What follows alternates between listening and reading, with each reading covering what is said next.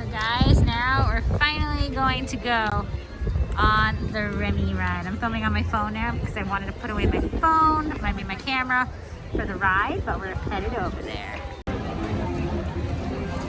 So guys, this is the DAS line for Ratatouille.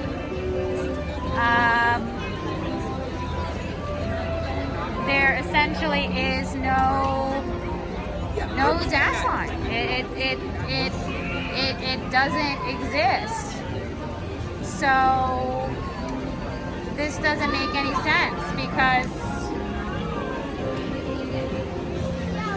this is the DAS line. So guys, this is the DAS line. So essentially, if you had a disability return time, there is no lightning lane. That's just not happening. So that's the regular line, and then this is the DAS return line, along with lightning lane, where they have made essentially no accommodations for anyone who has DAS.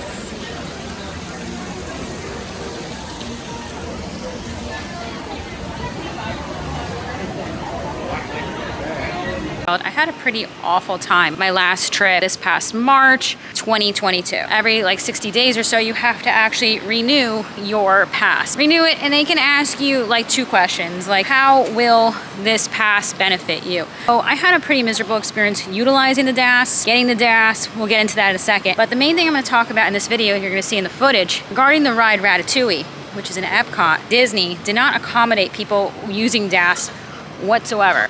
They pretty much discriminated against everyone who was using the DAS pass when it came to, I guess, how they were handling things at this ride. What you're seeing in the footage is I was given a return time to use the DAS, told to come back in 4 hours because that was the wait time. They're waiting in line in person 4 hours. I wait outside the line for 4 hours. So I left the line, I left the area where Ratatouille is, went about my business, went shopping, 4 hours, returned in 4 hours. I get a nice surprise when I return. So what you're seeing in the footage is that one line was about 4 hours. The other line on the other side, so one line was the standby line and the other was DAS, lightning lane, and supposedly, according to the cast members, it also included issues that the ride was having technical difficulties and maybe it was down for a certain amount of time. So basically this line encompassed DAS, supposedly, lightning lane, and people who were asked to return or whatever. So I get there and I'm like, where's the DAS line? Thinking I waited 4 hours outside of the line. So I get there and they point to this line that you're seeing in the footage. This is the line on the left you're seeing. And I say, well, that looks like an awfully long line. How long is this line that you're referring to as the DAS comeback line? They said, oh, it's maybe like 2.5 hours. And I'm like, that doesn't sound right. That's not what DAS is. That's not acceptable. And they're like, oh, well, that's how it is. I'm like, what do you mean that's how it is? They're like, oh, well, everyone's like grouped in there together. I'm like, well, why don't you have a separate line for the people who have DAS? I'm not saying that it's not inappropriate if people paid for a lightning lane, and they're getting ripped off and they can't use it. I'm saying that's a whole other issue in itself. I'm not negating that. But I'm saying that the fact that they told people who had disabilities and who had DAS and have proof that they registered for DAS or in the system to wait in line essentially like everyone else and wait 2.5 hours with people who had lightning lanes or were told to return and did nothing to accommodate was not acceptable. I even said to the girl, I've been having issues all day with this DAS issue. Is there someone I can talk to that you could get the DAS people into the line, into a different line so that we can may go on this attraction? And she basically told me to F off without saying it. She was, like, you're gonna have to wait like everyone else, and basically turned her back on me. It felt very, very un-Disney-like. So the situation that had happened earlier, if you're wondering, I had a major issue with DAS. Again, I've been using DAS since 2016. I'm in the system showing that I've used DAS since 2016. I came with a giant packet of my medical documentation, which they will never ask you for. I have signed doctor's letters from like 5 different doctors. So they, of course, refused it, which they always do. I'm fine showing it either way, I don't care. So they're like, this guy at the original guest services line, looks me up and down, and he basically has the attitude of, you don't look disabled, you're a, in quote, pretty girl, and I'm gonna assume you're just milking the system. You can't do that, okay? I've had a lot of people in my comment section, they'll be like, oh, well, maybe they have the right to question, maybe they have the right to judge, or maybe Disney this, or maybe Disney that, and explain that. Disney has to follow something called the ADA. The ADA is the Americans with Disability Act, which says that they have to provide reasonable accommodations to people with disabilities. Well, I'm gonna be very honest, if that act didn't exist, I'm sure Disney wouldn't accommodate people. I'm sure they wouldn't give a damn about accommodating people with DAS. They're not giving you DAS because they're nice and they want to be nice or they're feeling nice that day. They're giving you DAS because of the ADA with the Americans with Disability Act, and they have to provide reasonable accommodations for you to go on the attraction without charging you a financial burden because of your disability. Yes, I do have a hidden disability. I have medical documentation. I've talked about it in other videos. A lot of people do. A lot of people do have hidden disabilities. Just because we look fine on the outside doesn't mean that you know what's going on essentially on the inside. So please do not judge people because they're young, able to walk, they look on the outside fine, they're a pretty girl. Please don't go there and start making these assumptions.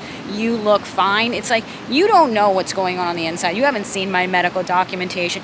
I get that there's people that are using the system and are, that's been an issue where people are unfortunately taking advantage of the DAS system.